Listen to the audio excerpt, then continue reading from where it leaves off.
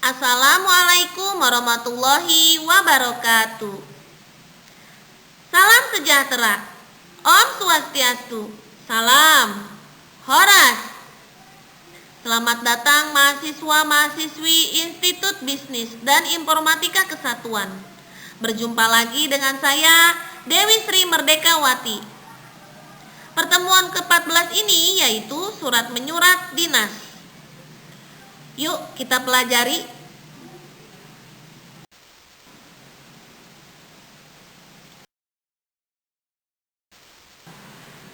Hakikat surat. Surat adalah sarana untuk menyampaikan informasi secara tertulis. Surat tetap dibutuhkan meskipun sudah ada alat komunikasi yang canggih, seperti telepon dan radio. Peran surat sebagai sarana komunikasi tertulis tidak tergantikan oleh munculnya peralatan yang canggih.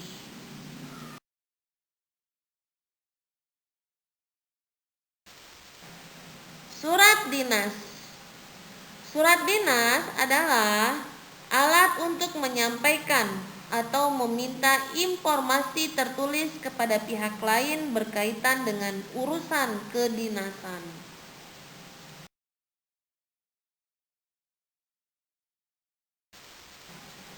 Kelebihan pada surat atau keunggulan pada surat: 1. Sebagai bukti autentik. 2. Penyampaian informasi lebih formal. 3. Jangkauannya lebih luas dan fleksibel karena dapat dikirimkan ke berbagai pelosok.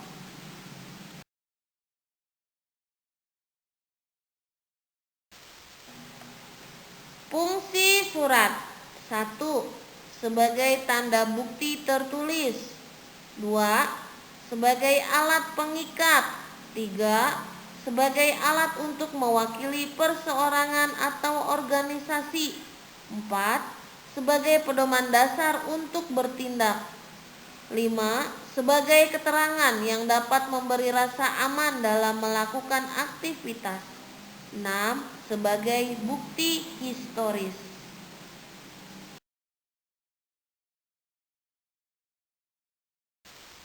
Penggolongan surat. Berdasarkan bentuknya, surat dibedakan atas: 1. Bentuk lurus penuh, full block style. 2. Bentuk lurus, block style. 3. Bentuk setengah lurus, semi block style. 4. Bentuk alinea menggantung, hanging paragraph style. 5. Bentuk lekuk, indented style. 6. Bentuk dinas Indonesia Lama, official style. 7. Bentuk dinas Indonesia Baru, new official style.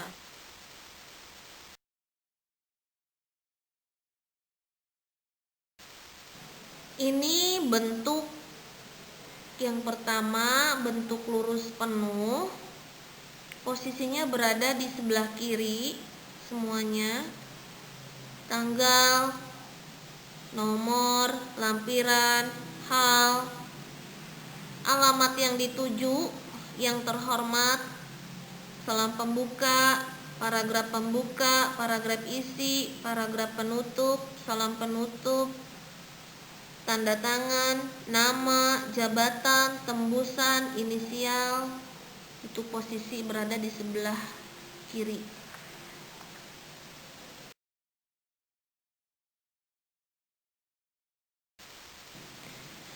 Ini bentuk yang kedua, bentuk lurus. Perbedaannya kepada yang dituju atau alamat yang dituju, yang terhormat posisinya berada di sebelah kanan. Tanggal pun di sebelah kanan. Salam penutup, tanda tangan, nama, jabatan di sebelah kanan.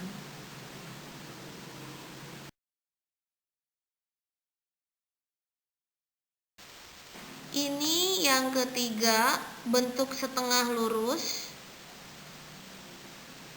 Posisinya Alamat yang dituju kepada yang dituju yang terhormat berada di sebelah kiri. Tetap tanggal, salam penutup, tanda tangan, nama, jabatan di sebelah kanan.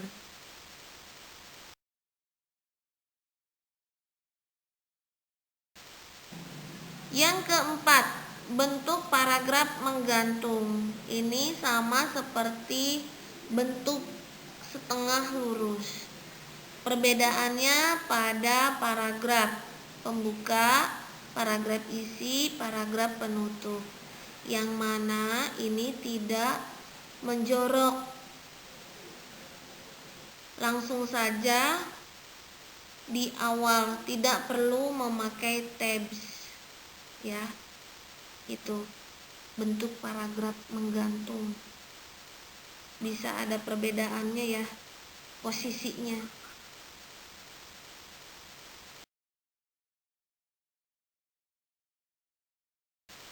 Yang kelima, bentuk berlekuk. Ini hampir sama dengan bentuk lurus pada peletakan dari tanggal, nomor, lampiran, hal, alamat yang dituju, salam pembuka, paragraf isi, paragraf penutup. Nah, ini ada yang berbeda. Berbedanya, salam penutup menjorok ke kanan. Tanda tangan juga menjorok ke kanan. Nama juga ke kanan. Jabatan juga ke kanan. Seperti zigzag. Ya. Nah, itu bentuk berlekuk.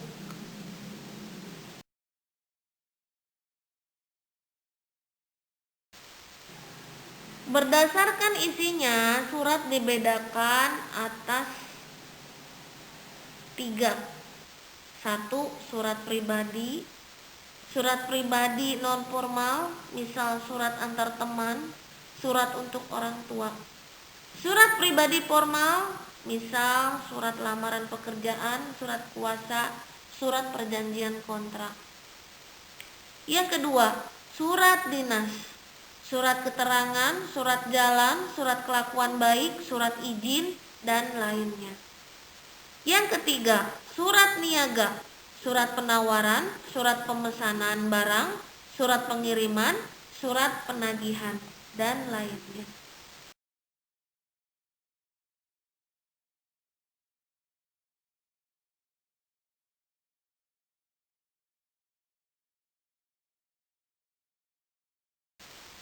Teknik penyusunan surat. 1. Menetapkan dahulu maksud surat, apa yang akan diberitahukan, ditanyakan, diminta, atau disampaikan kepada pihak penerima surat. 2. Menyelesaikan pokok-pokok persoalan satu persatu secara teratur dan hanya mengungkapkan satu gagasan pokok untuk setiap alinea. 3. Menghindari penggunaan singkatan dan akronim kecuali yang sudah lazim. 4. Memperhatikan bentuk surat dan cara penulisannya sesuai dengan ketentuan. Dan 5. Memperhatikan penulisan ejaan dan penggunaan tanda baca pada kalimat sesuai dengan kaidah.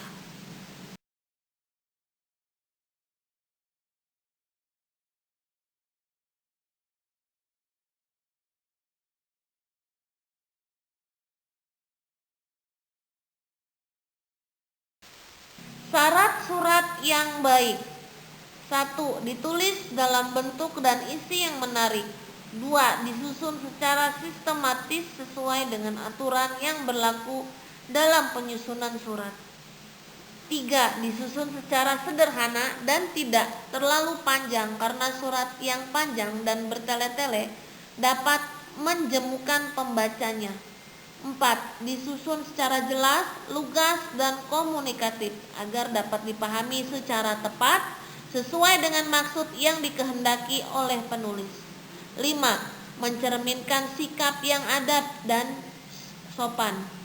6. Bersih dan rapi.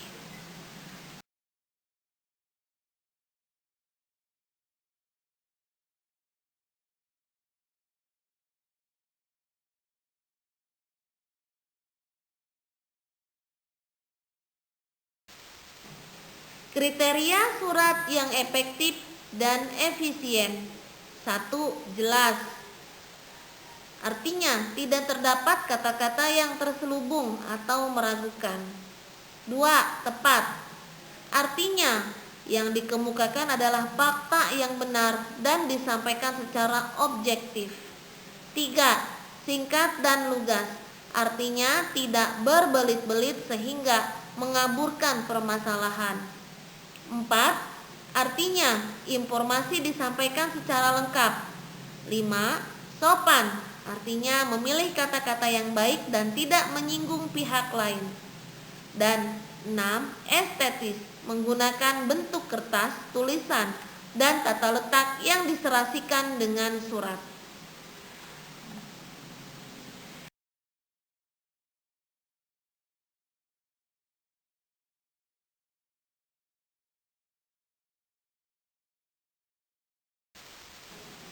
Bahasa surat.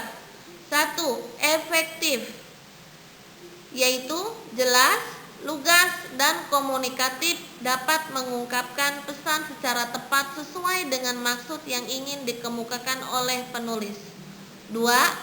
Jelas, yaitu jika isi atau informasi yang disampaikan mudah dipahami dan unsur-unsurnya pun dinyatakan secara tegas dan eksplisit. 3. Lugas, yaitu jika kata-kata yang digunakan langsung mengungkapkan pokok persoalan yang akan disampaikan, tidak berbunga-bunga atau berbasa-basi. Dan 4. Komunikatif, yaitu jika mudah dipahami dan mampu menimbulkan pemahaman yang sama pada pikiran pembacanya.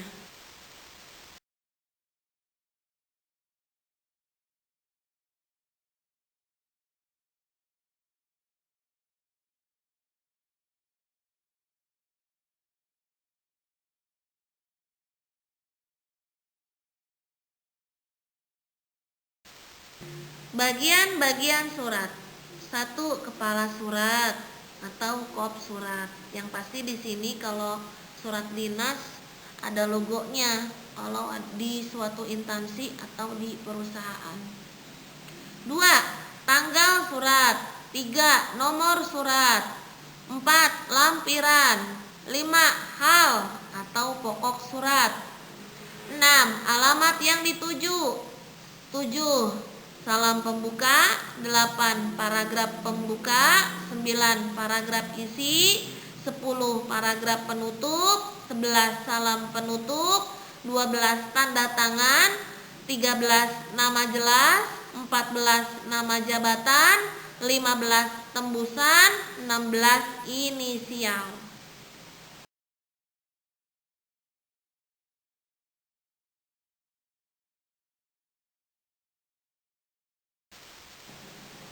Kepala surat atau kop surat.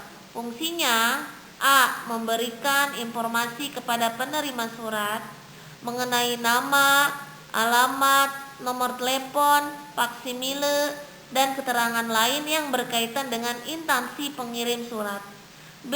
Sebagai sarana untuk memperkenalkan atau mempromosikan instansi pengirim surat.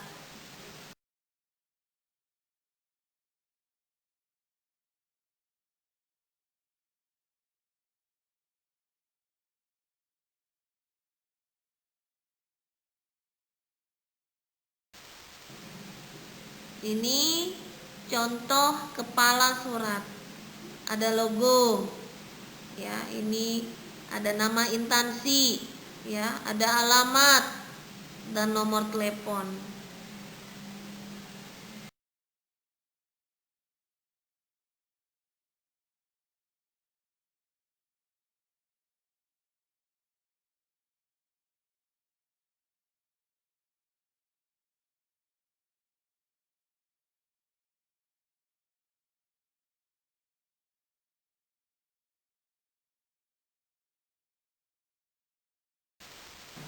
Tanggal surat.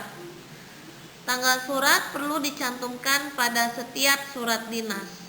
Fungsinya untuk memberitahukan kepada penerima surat tentang waktu penulisan surat itu. Nah, bisa terlihat di sini contoh yang tidak tepat seperti ini ya.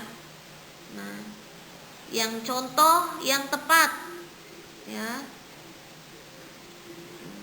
Terlihat ya.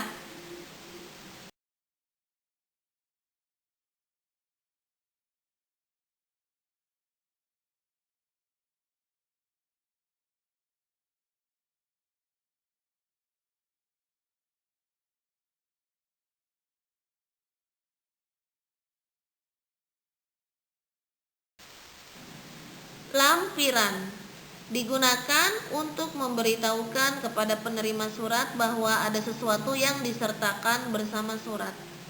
Jika tidak ada sesuatu yang disertakan, kata lampiran tidak perlu dicantumkan. Contoh penulisan yang tidak tepat. Nah, ini lampiran 5 lembar. Nah, itu salah. Yang betulnya tidak menggunakan angka ya, lampiran huruf ya 5 lembar. Tidak menggunakan angka di sini ya, yang penulisan tidak tepat.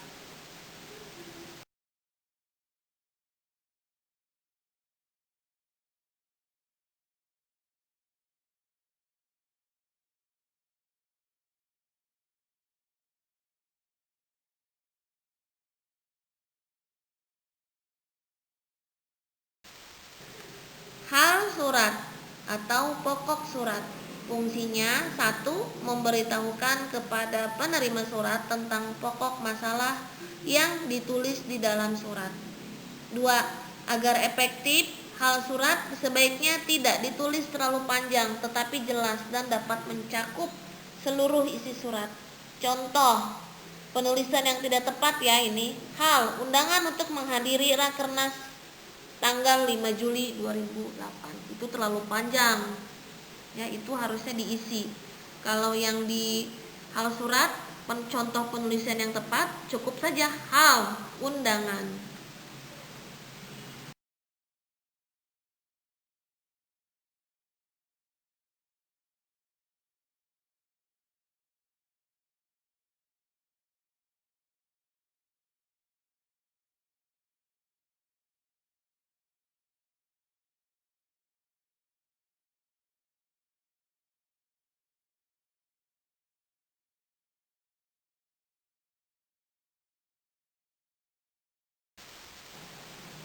Alamat yang dituju berfungsi sebagai petunjuk langsung mengenai pihak yang harus menerima surat. Unsur alamat hendaknya ditulis lengkap, tidak disingkat. Nah, itu ada ya penulisan yang tidak tepat, juga di bawahnya penulisan yang tepat.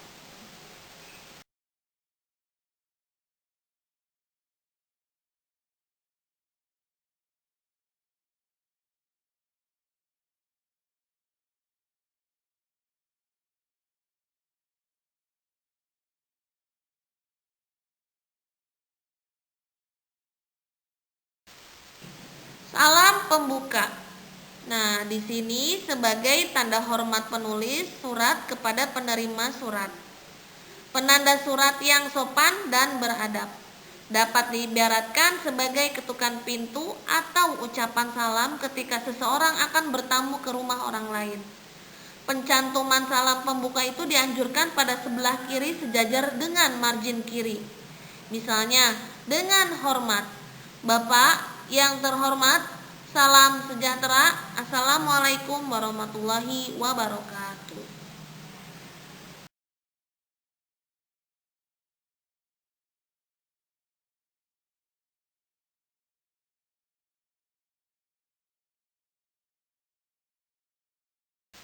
Paragraf pembuka. Bagian ini berfungsi untuk mengantarkan pembaca pada permasalahan utama yang ditulis. Fungsi utama paragraf pembuka adalah untuk menghubungkan pikiran pembaca dengan pokok masalah yang disampaikan. Misalnya, nah ini contoh 1, sehubungan dengan surat saudara nomor 05 garis miring 1180 garis miring 1 Romawi Bagda tanggal 25 Juni 2020 kami beritahukan hal-hal berikut. Nah, itu.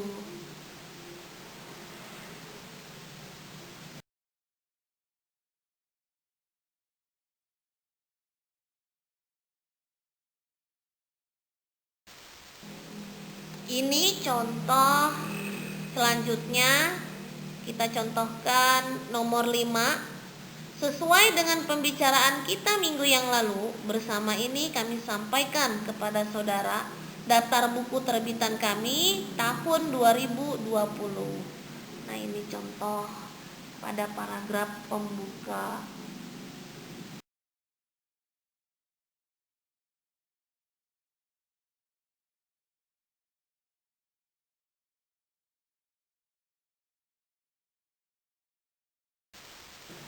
Perhatikan kalimat berikut ini yang salah. Nah, ini salah kalimat pada paragraf pembuka. Ya. Artinya tidak tepat. Ya, contoh. Membalas surat Bapak nomor titik-titik tanggal titik-titik tentang titik-titik kami menanggapinya sebagai berikut. Ini salah. Karena kan surat dinas, masa surat dinas seperti ini, ya. Yang betulnya tadi kalimat paragraf pembuka yang tadi dari 1 sampai 7 itu paragraf pembuka yang kalimatnya benar.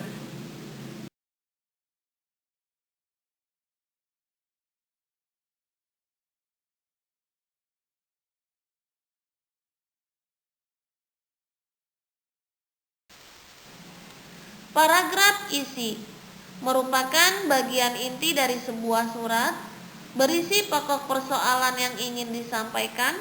Pokok persoalan itu diharapkan memperoleh tanggapan, jawaban, atau reaksi yang positif sesuai dengan harapan penulis surat.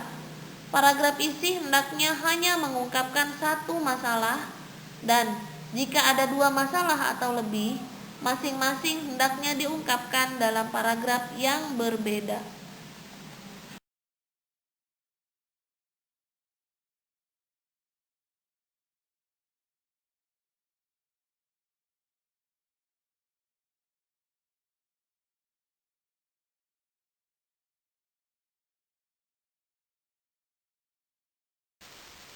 Paragraf penutup merupakan bagian akhir dari sebuah surat, berfungsi untuk menyatakan bahwa pembicaraan sudah selesai.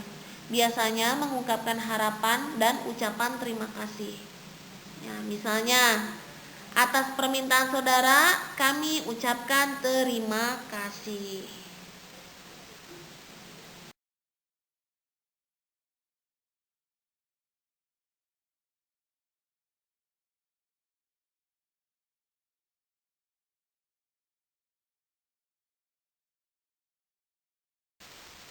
Ini contoh yang tidak tepat pada paragraf penutup, ya. Atas perhatiannya diucapkan terima kasih. Ini salah. Sebaiknya, atas perhatian Bapak dan Ibu, kami ucapkan terima kasih. Nah, itu kan lebih sopan, ya.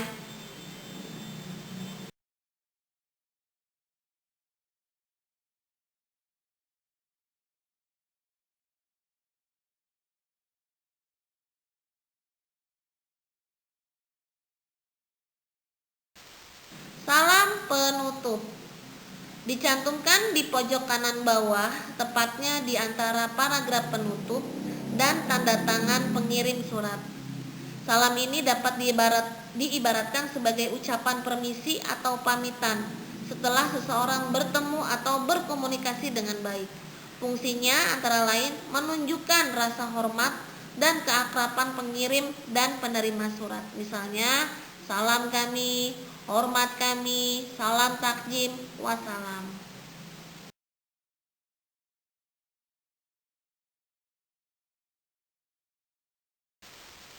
Tanda tangan merupakan pelengkap surat dinas yang bersifat wajib karena sebuah surat belum dapat dianggap sah jika belum ditandatangani oleh pejabat yang berwenang.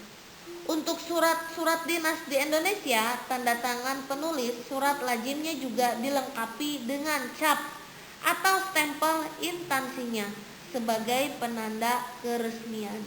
Nah, itu contohnya di bawahnya ya. Tanda tangan.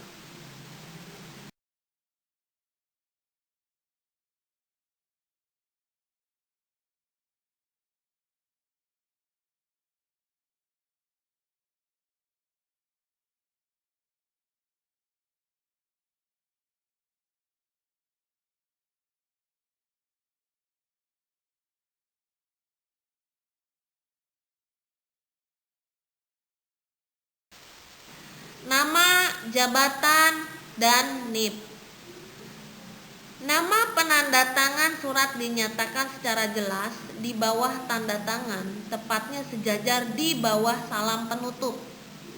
Nama penanda tangan surat hanya huruf awal tiap unsur nama yang ditulis kapital, bukan kapital seluruhnya.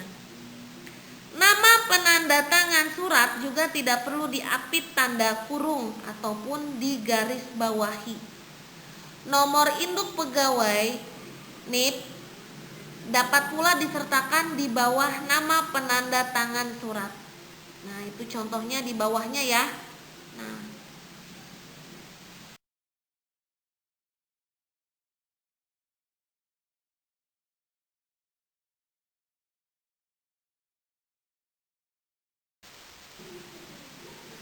tembusan berfungsi untuk memberitahukan kepada penerima bahwa surat yang sama juga dikirimkan kepada pihak lain yang dipandang perlu mengetahui isi surat tersebut. Jika tidak ada yang diberi tembusan, kata tembusan tidak perlu dicantumkan. Jika yang diberi tembusan lebih dari satu, pencantumannya disertai dengan nomor urut. Jika yang ditembusi hanya satu, nomor urut itu tidak perlu dicantumkan. Nah, misalnya tembusan 1 Direktur Jenderal Pembangunan Daerah, 2 Kepala Biro Organisasi, 3 Kepala Biro Keuangan, ya, dan seterusnya. Nah, ini yang tepat. Kalau ini yang di bawahnya contoh yang tidak tepat.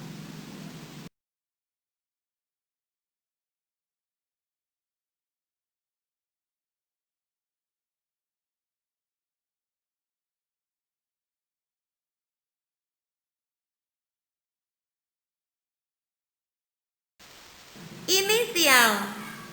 Inisial adalah tanda tangan atau kode pengenal yang berupa singkatan nama pengonsep surat dan pengetik surat.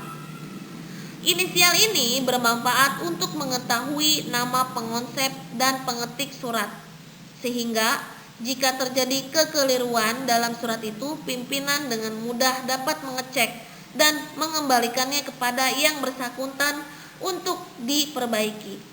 Penempatan inisial di bawah tembusan jika surat yang bersangkutan ada tembusannya.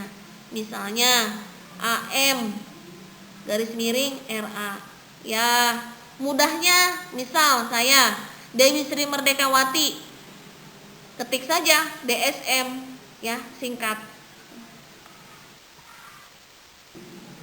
Ini contoh surat dinas, ya. Di kop surat itu ada logo, ya, ada nama instansi, nama alamat, nomor telepon, ya, sampai di akhir tuh tembusan disampaikan kepada yang terhormat, ya, Kepala Kemenak Kabupaten Blitar sebagai laporan. Ini juga contoh surat dinas, ya, bisa terlihat di situ tujuannya kemana, maksudnya untuk apa, ya, terlihat jelas ya.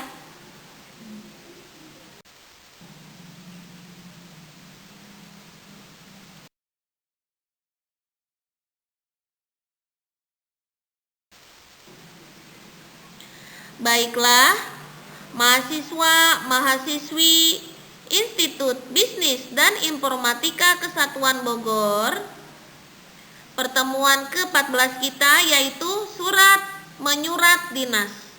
Semoga bermanfaat ya. Terima kasih dan sampai jumpa di lain kesempatan. Dah. Wassalamualaikum warahmatullahi wabarakatuh.